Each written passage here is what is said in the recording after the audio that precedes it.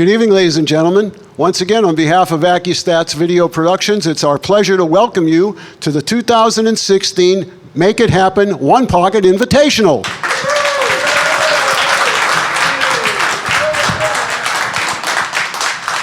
Thank you so much, everybody. We're coming to you live, as we always do, right here from the Aramith Simonis Arena at Sandcastle Billiards in Edison, New Jersey, the home of Accu-Stats and the home of the Make It Happen series. It's the 8th edition of the Make It Happen series. It continues to grow every time, and we keep bringing back the greatest players in the world, selected by you, our loyal and devoted Accu-Stats customers. Once again, you've responded by bringing 4 of our prior champions back, and we've added Jeremy and Tony Chohan to the mix, and we're sure glad that they're here to make their debut, and we hope to see them many, many times again in the future. All the matches in the Make It Happen One Pocket are a race to 3, and the winner of each match receives $1,000. Now, this is a round-robin format, so everybody's going to play 5 matches over the 4-day period. That's 15 matches in total. After the 7 p.m. match on Sunday night, we will take the players with the 2 best overall records, and they will compete at 9:30 Sunday night in a championship match to determine who'll wear the crown of 2016 Make It Happen One Pocket Champion. There is a possibility that we could have ties. We have tiebreakers in effect, and we'll explain a little bit more about that tomorrow as we get a little bit closer to having that possibility arise. Once again, I want to express on behalf of Accu-Stats and everybody else here to the 3 greatest companies producing billiard products in the world for providing us with the best equipment ever. Diamond Billiard Products, giving us a beautiful 9-footer with pro cut pockets. Aramith Belgian billiard balls, and 860 Simonis. It doesn't get better than that. And once again, our appreciation to those great companies for their ongoing support. Thanks. And just again, before I introduce our competitors, on behalf of them, all of our 6 great champions, Ed Ladowie and his terrific staff here at Sandcastle Billiards and the entire Accu-Stats video production team, we want to deeply tell you how much we're grateful for what all you have done over the past 3.5 years for the Make It Happen series, and what you've done over roughly a 30-year period supporting Accu-Stats and Professional Pool. Ladies and gentlemen, thanks again for making it happen.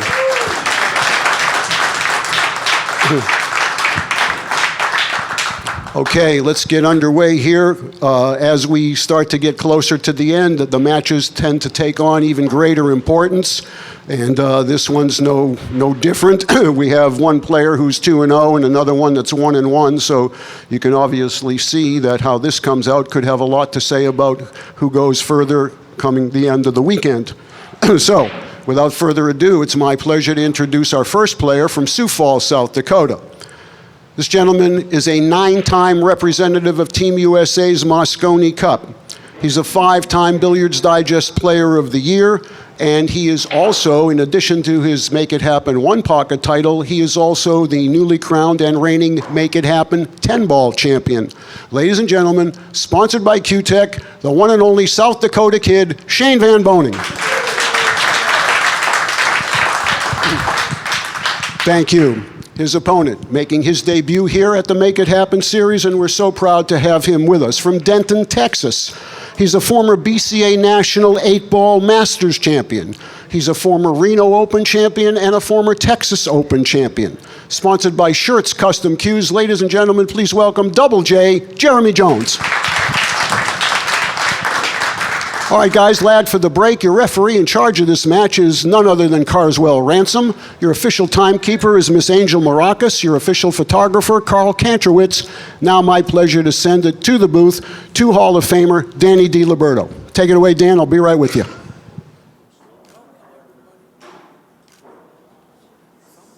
Welcome, everybody, to the Make It Happen Invitational One Pocket Tournament in Edison, New Jersey at Sandcastle Billiards. I'm Danny DiLiberto. Shortly, Kenny Shuman is going to join me, and we're going to do the commentary to this hopefully great match.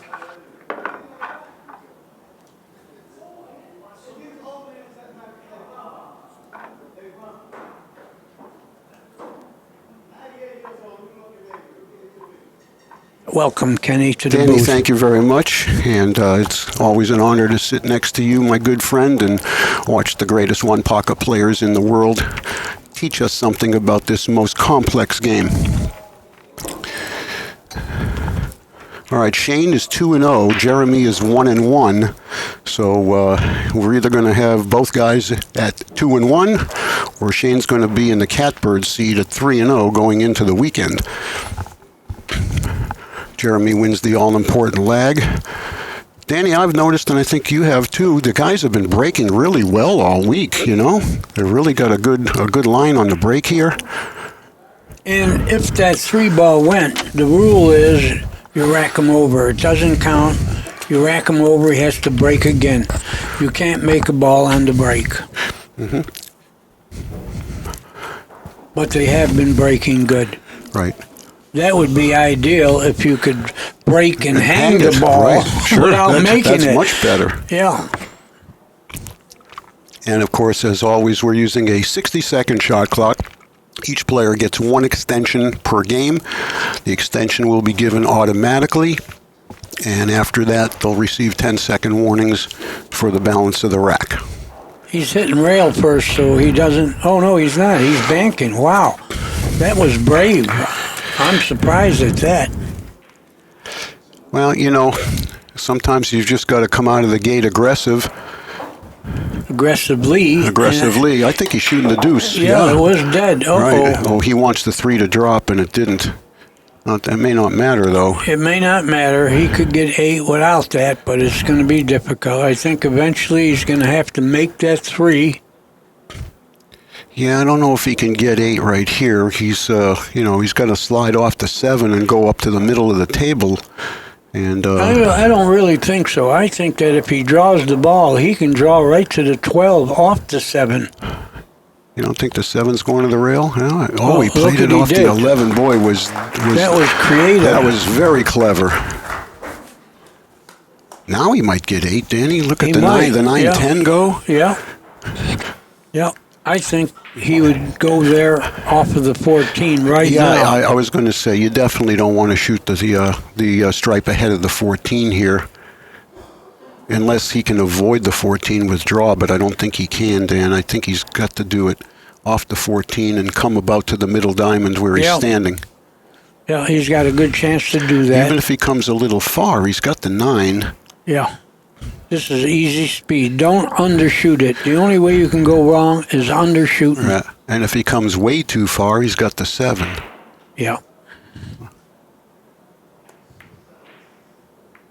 Well, I'm a little surprised at that. 7. Yeah. I don't know he's hitting the ball. I don't know if he wanted to do that. Well, you know what, Danny? Maybe he does, and he'll use the 11 and the 6 for his last couple. He's got the angle to go there now. Let's see. 3, 6, 9, 11. He needs 4.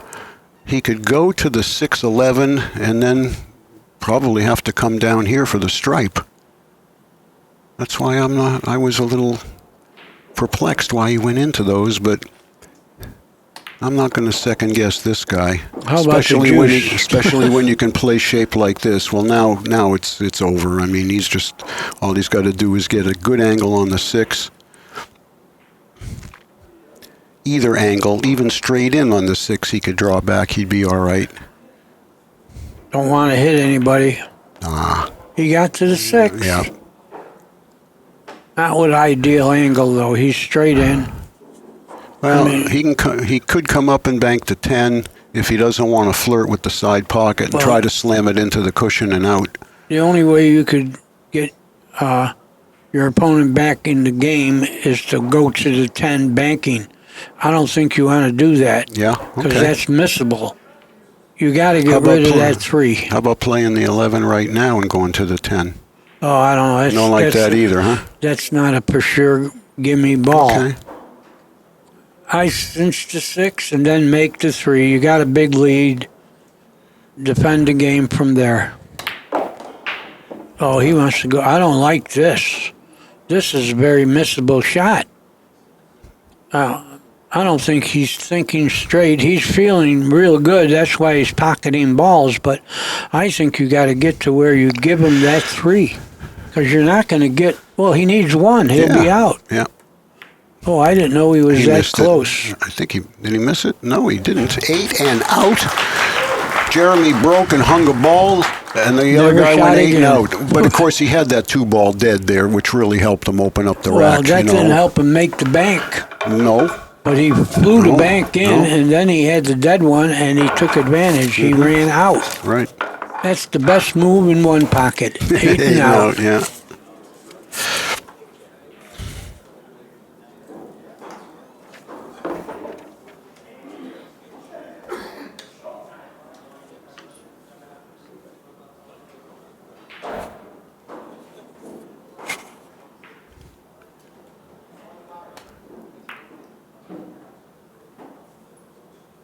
But in my estimation, they're all breaking to the wrong pocket unless there's a commanding roll to that pocket.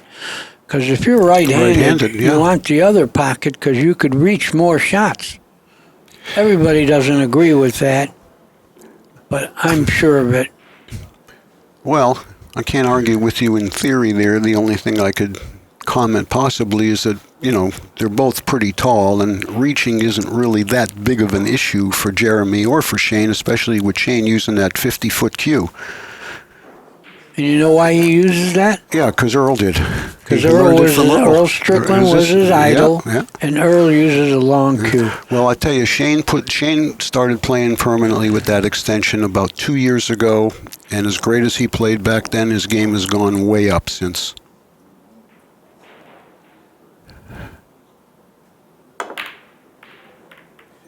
Oh, that was a good shot. Not bad at all there. Yeah, he removed some balls. Yeah.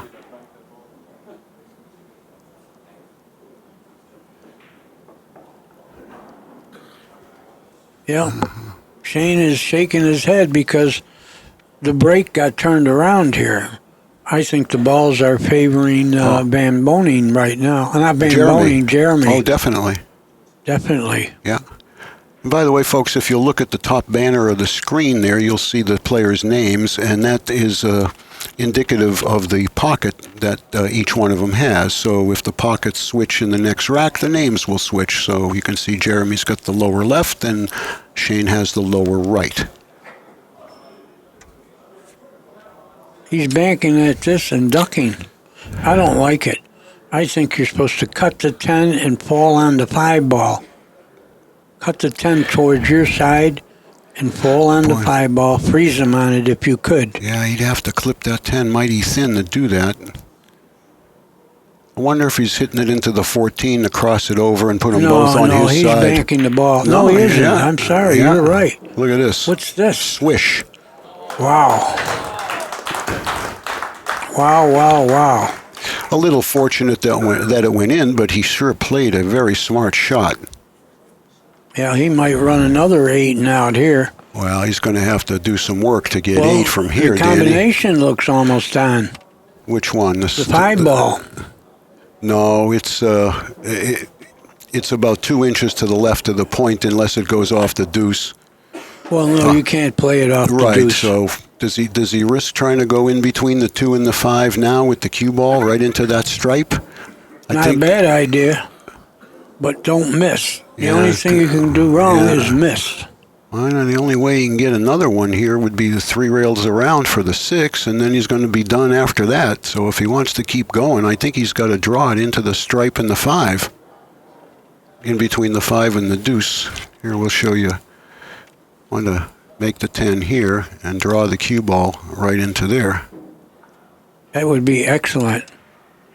But he doesn't seem to like that right now. Well, there's some risk to it. You're sending some balls towards Jeremy's hole doing that, and you could get stuck. But... well, whatever you do, don't miss.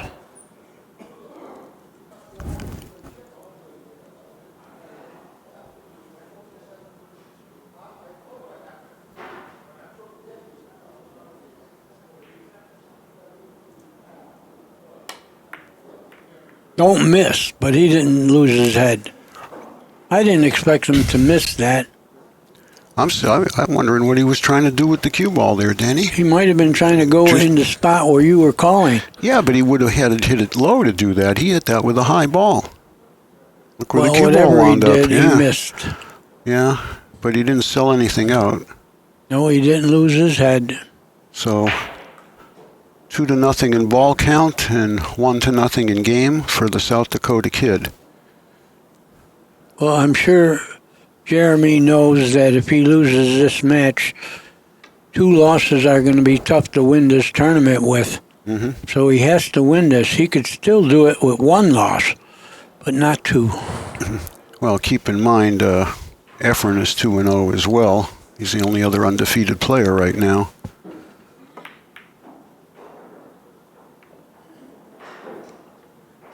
Mm-hmm. You know, if he just finishes in the top 2, he'll be playing in the finals, could still win the tournament. So you don't have to be with the best record. You got to be with the best second record. Right. But historically, in our prior Make It Happens, Danny, you needed to have only 1 loss to get to the playoff. It was it's pretty tough to get there with 2. But I want to also let everybody know, we talked briefly, well, let's see what Shane does here, then I want to tell you a little bit about the tiebreaker. Yeah, in the Make It Happen 10 ball that we just had in December, a player with 2 losses did get to the final. Well, but if there is 2 losses, there's going to be ties, I'm sure. Yeah, we'll talk about that here in just a second. Oh, that's not going to turn out too good. Not if the 9 comes out. It did. Yeah.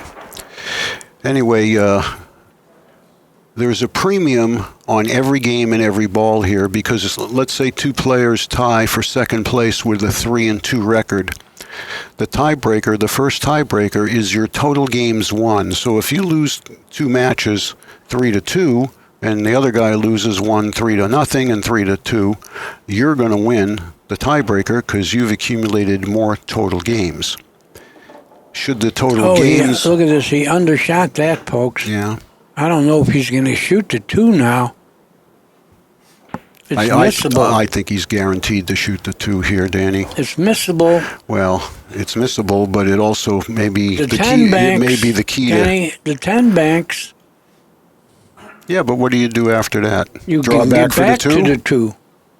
It's a tougher shot. I don't like shooting the 2 right now. The only reason I like the 2 is you've got some balls going to your pocket and the cue ball's going in a good direction. The side's blocked by the stripe.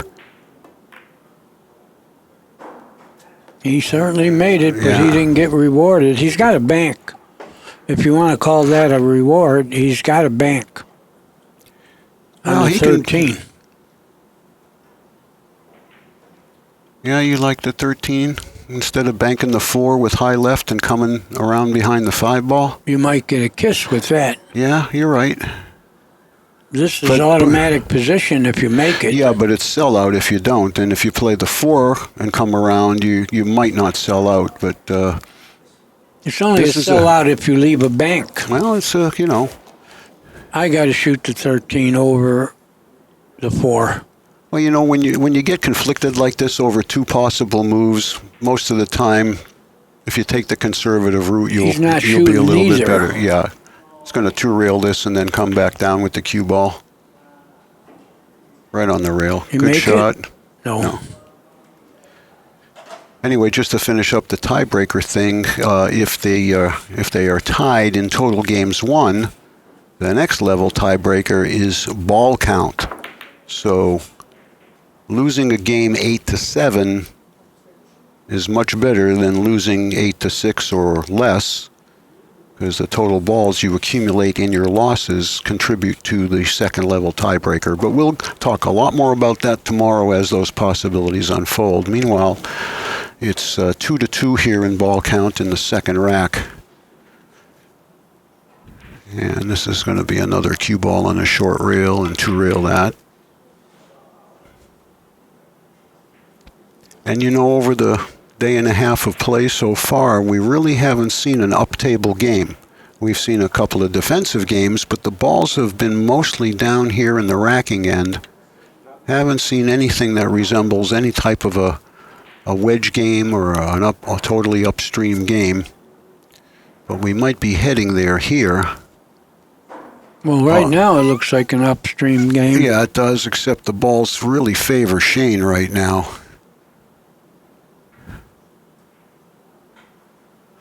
Those three stripes clustered on that long left rail aren't really doing Jeremy any good. And a couple of them would bank cross corner for Shane. He's just going to knock some balls away.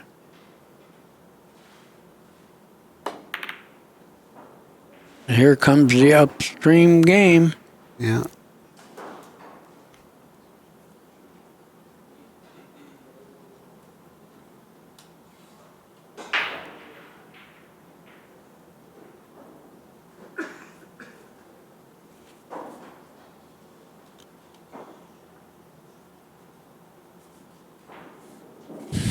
I don't see anything aggressive you could do here.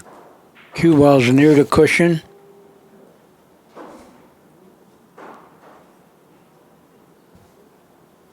Tough to control here. Yeah.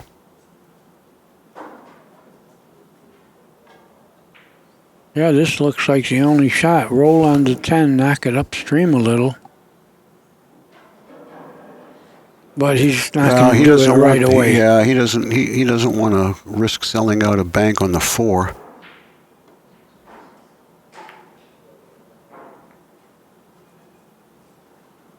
Safety allowed.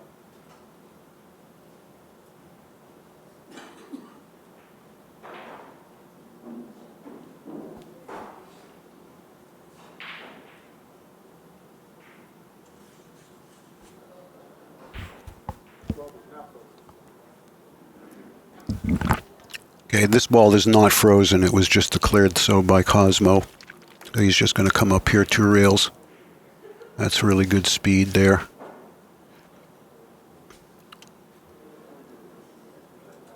When in doubt, leave him on the short rail and leave him frozen. Put a ball upstream. Yep.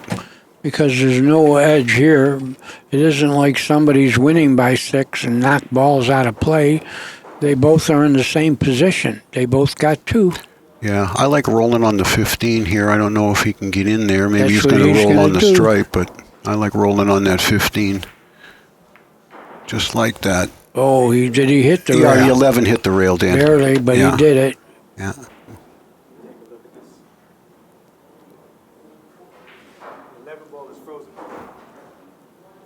I think you got to come off the 7 and come back up here, don't you? Yeah. Good shot. Bank the 7 on your side. Mm-hmm. Well, That's that not is his side. No, but it is his side. You're right. well, he can do it off the 10, but either way. Off the 10, he can control the 10 a little better because it's a thinner hit. Yeah. Good call, Kenny. And again, you can see now this is just where Jeremy was, except he's a little further off the rail. But for 2 or 3 innings, you tend to see a similar position because usually there's sometimes only one move.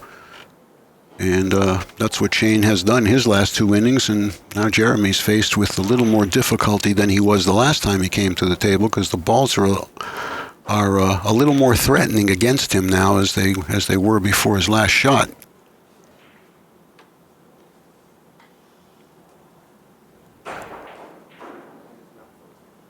Yeah, the 1 ball is not frozen. I wouldn't want to shoot at the 1, though. It's near the rail. It's frozen, in fact. Almost, but I wouldn't shoot at it.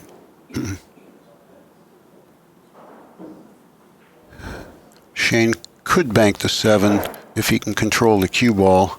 Oh, I think there's no problem with that. Yeah, at least get it near his pocket.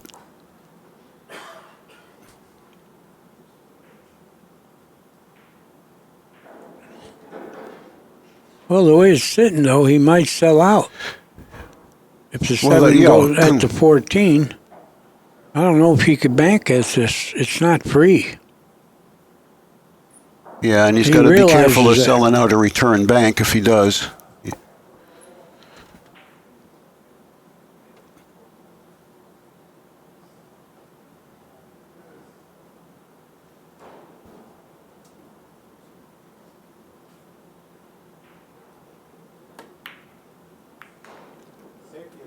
Yeah, he safety might have- allowed. He split the wicket. made it. Yeah. As long as he could have kept the cue ball high enough on those stripes over Right. there, it was the correct shot. And as you'll notice, folks, he played it with perfect pocket speed. It was either going to hang, go in, or just bounce off a little bit and be a threat. Now, once again, Jeremy is just about back in the same position he's been for 3 consecutive innings, and it's getting thinner and thinner out there for him to hide the cue ball. Nice camera shot. Look at that. Right near the cushion. That's your best defense almost every time. Now he's got to roll it's onto tough to draw the ball he's got if to you're roll on on the the cushion. 13 again. And you can't go too far with Whitey.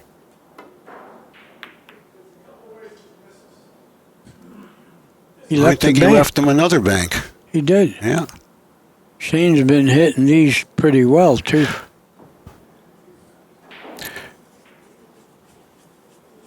Well, if he's going to bank to 4, I think he's got to really lag it to let it lengthen out a little, Danny, because he's got to hit it below the side, doesn't he? No, he's going to bank the stripe? Well, there's nothing wrong with that. Yeah, that's almost straight in. Yeah. But he's got to draw a little bit here. He made it. Yeah. No, he didn't. No, he made it close. That pocket play is toughest of all the pockets on this table. And they keep breaking to that pocket. Yeah. But he had to draw the cue ball because he couldn't afford to sell out the 4-ball to Shane if he just stuck there. I don't see anything Jeremy can do here but give it to him. Right. And just lay it right on the cushion.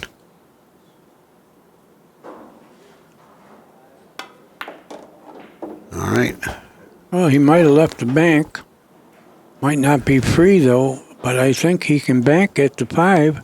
Yeah, that corner pocket's big, though, Danny, on this bank. It just, maybe he can come short of the pocket. But it looks like the tangent line's taking it pretty close to the point.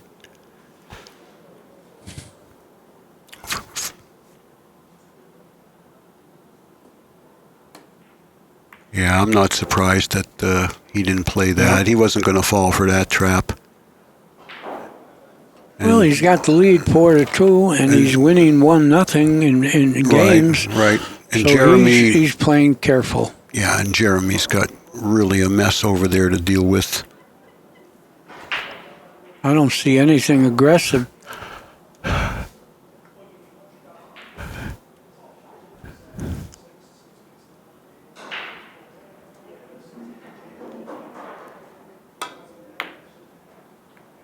Well, now I do, but he left a shot on the 5.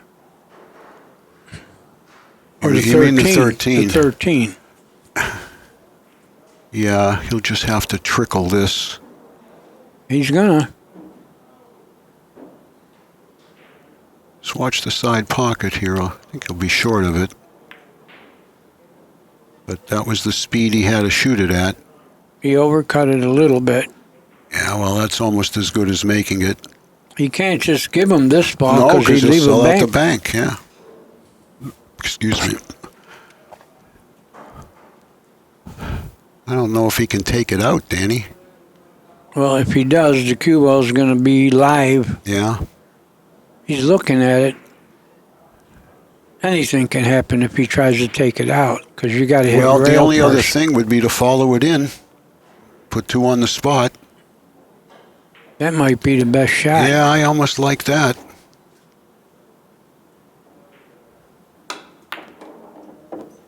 Oh, look what he did.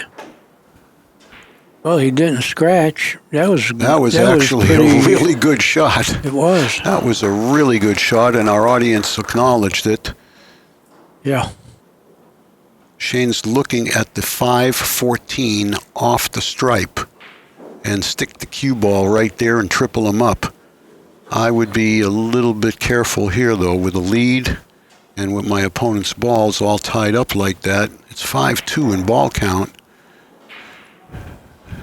But you can see what he's looking at. It's to graze it off the 12 and have the 14 come to the pocket. Yeah, And he's looking at that, stick all the right. cue ball right there. It's under kissing a little bit. Maybe he's playing it without the kiss, but it looks like it's got to hit the 12. Yeah. Well, he made a good move. He put the 14 in play and snookered him. I don't see how Jeremy can even kick at this 14. Yeah, especially where the 4 is. I think Jeremy's going to have to just roll it up on the 11, Danny, and wedge it in there, even though it's on the wrong side. But what else can he do? Well, that's good, but I mean, it's just buying another inning. But Shane's what else going to can he have do? a bank on the 5 if he does that. Unless he gets the ball in play, I don't know how. Well, if he moves the 5 a little bit, the 1-6 may prevent the bank. I don't know if these are frozen or not. I couldn't tell if Cosmo called it frozen to the 5. I'm not sure that even would help Jeremy, because a 14 can be made from anywhere. He's going to need his extension here in 3 seconds. You get one extension and it automatically goes to the next extension. Okay, he's in his extension period now. It's not frozen. Okay, good camera work. Thank you, guys. It's actually worse that it's not frozen.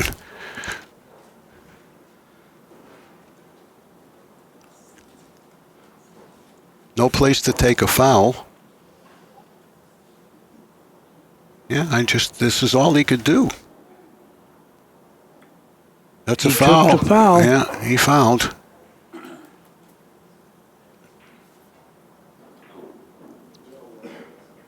All right, score is 5-1 now. Jeremy is on a foul. Oh, Shane's going to bank the shoot 5. I don't like it. The only way he can go wrong, but he's going to jack up and might get behind the 11 now. I think if he's doing this, he's more concerned with keeping the cue ball right there on that cushion than he is with banking the 5. That 5's got to travel quite a bit to get all the way up here. And he's not really assured another shot because the 5 could go in off the 14 and send the 14 to the middle of the short rail. And he's not defending the 14, but he might have made the 14. He didn't. Yeah. Pretty good hit. Yeah. Pretty good hit.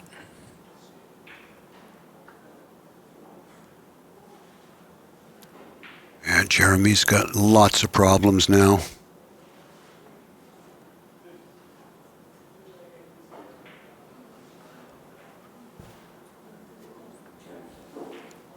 I think he's looking to kick the 14 real thin and billiard the 5 in.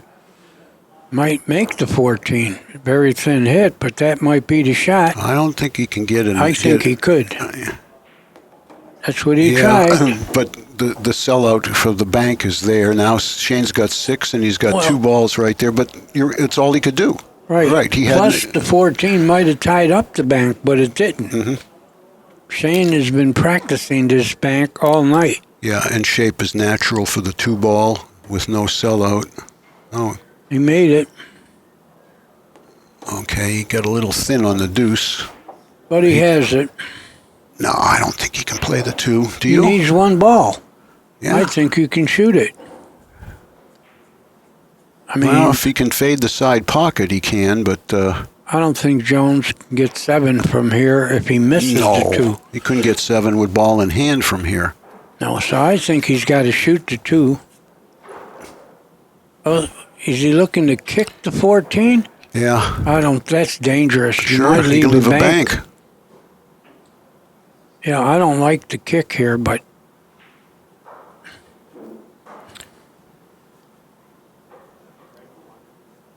Why not just cut the 14... bank it upstream. And put it up on your side, right. He's kicking. Well, he's pretty accurate at stuff like this. Yeah, he might have made it. No, he made it close. Well, he didn't leave a bank. No, and I don't think... Well, Jeremy can take it out. He can't follow it in, I don't think. So he's going to just go rail first and cross it and go upstream. Yep. Oh, he put scratched. the English. That's the end of him. Well, yeah. Shane needs one. Yeah.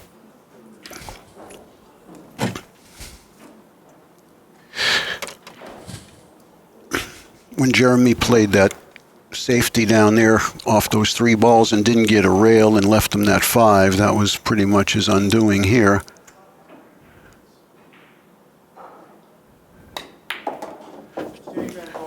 Two to nothing. Jeremy's break.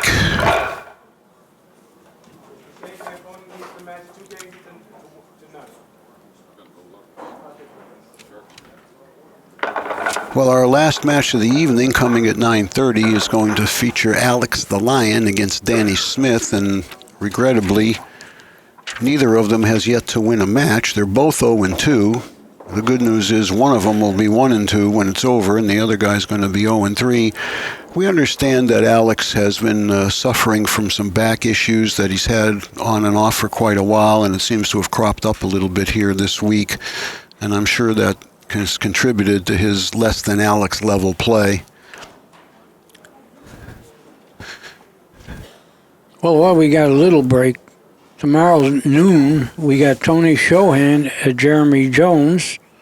2:30, Efren Reyes, Danny Smith. 7 o'clock, Tony Shohan and Shane Van Boening. And 9:30, Alex Pagaline versus Efren Reyes.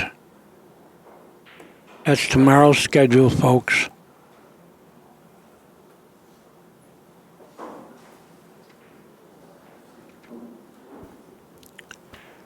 Well, Jeremy is praying to the pool gods that there's a dead one in there, but I don't think he's going to find one.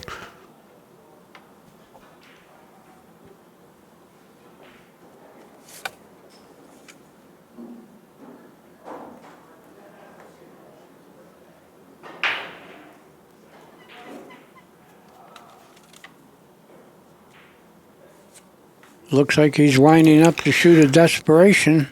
Well, he's in a desperate situation. He's kicking and making it. Good shot. Good shot. He actually deserved a better fate than that, but I do think the 7 can be banked. It does bank. Yeah, I think it'll slide by the 9. But the problem with that is to get another one after that, he's got to go forward, and if he goes forward and doesn't make it, he sells out. The 3 is sitting there for Shane. What about kicking into the 14? Well, he can't get there. It looks like that 15 may glance off the 2 and head to the pocket. He's looking at it now, but how does he get in there? No, he's got to bank the 7.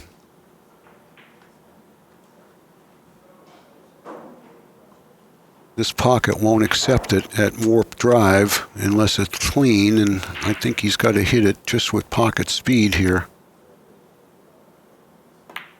That is That's pocket what he speed. did.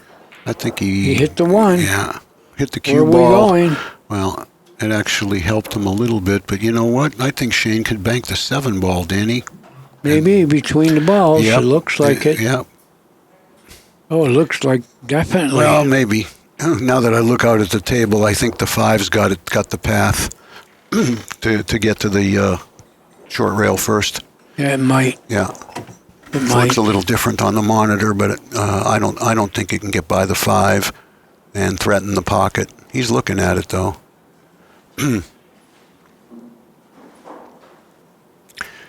Jeremy deserved a little better fate on that kick in off the 11. That was a well done shot.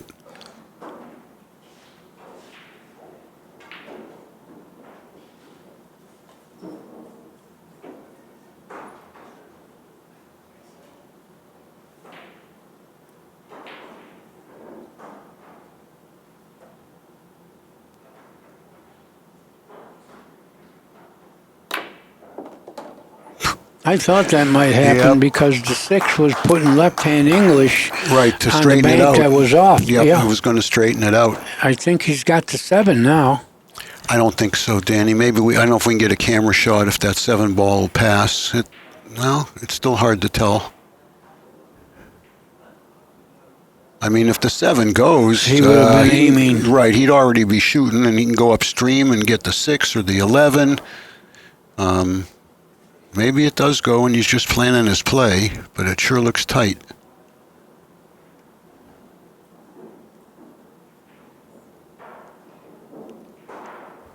If it doesn't go, he's got to move the 1.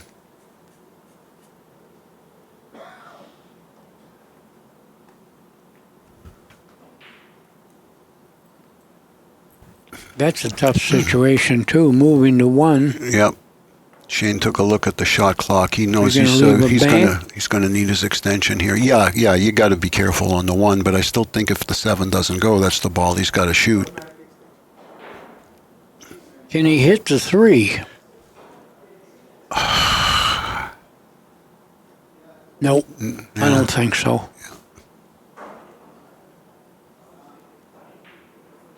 Going to cut it under the 13 and go back into the stack or behind the 7. Now that was just all cue ball there. Yeah, he just was getting through the inning. Yep. And that's not a bad spot to put the cue ball either.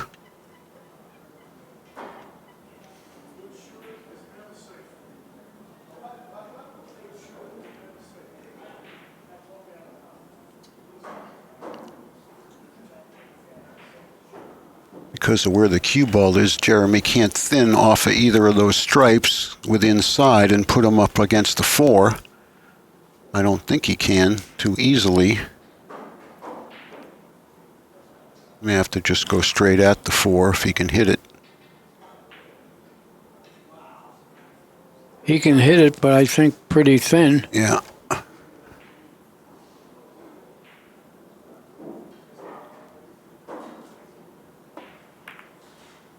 Oh, you got a good kiss there. Maybe. Well, he opened up 3 balls to go in his pocket, too, so now he's put some threats there that at least might slow Shane down for an inning or 2. Take a little bit of his aggressiveness away, because he'll have to protect against that stuff.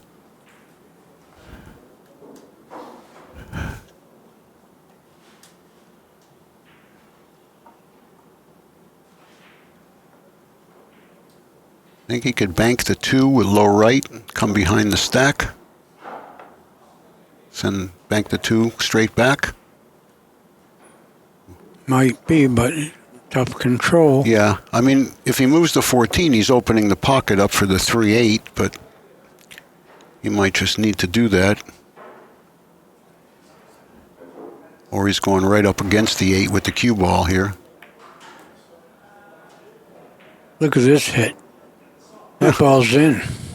You know, I apologize, folks. I had the pockets backwards, so I'm on 1. Boening could run out here.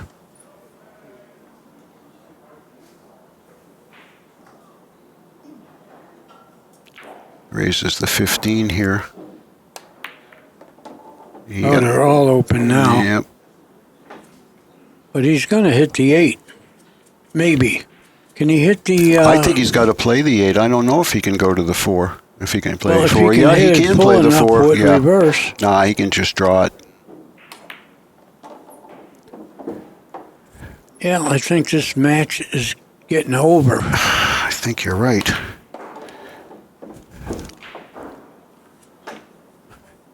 This is such a funny game, this Needs one pocket. 3. I mean, we've had 3 matches take less than 35 minutes, and some days you have a game that takes 2.5 hours. You're right. This one's over. He needs 1. Well, I'm going to tell you, for Shane complaining he doesn't play one pocket, he's playing pretty good. yeah, don't go falling for that Shane doesn't play one pocket stuff. All right, everybody. Well, thank you so much for being with us. We will return just prior to 9:30 with our final match of the evening, Alex and Danny Smith. Thanks for being with us. On behalf of Hall of Famer Danny D, this is Ken. See you soon.